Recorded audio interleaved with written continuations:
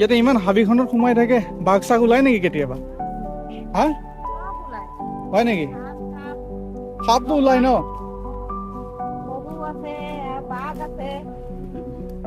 বাঘ ওলাই মাজে মাজে।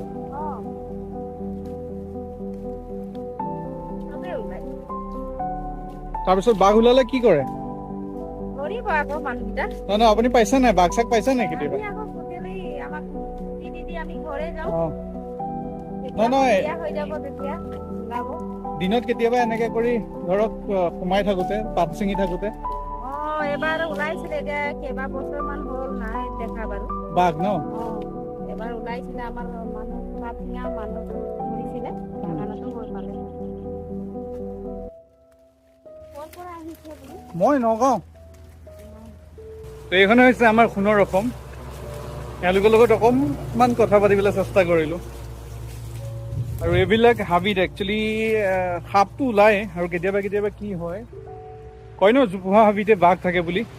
এনেকুৱা হাবিবোৰত মাজে মাজে বাঘ চাঘ ওলাই আহে।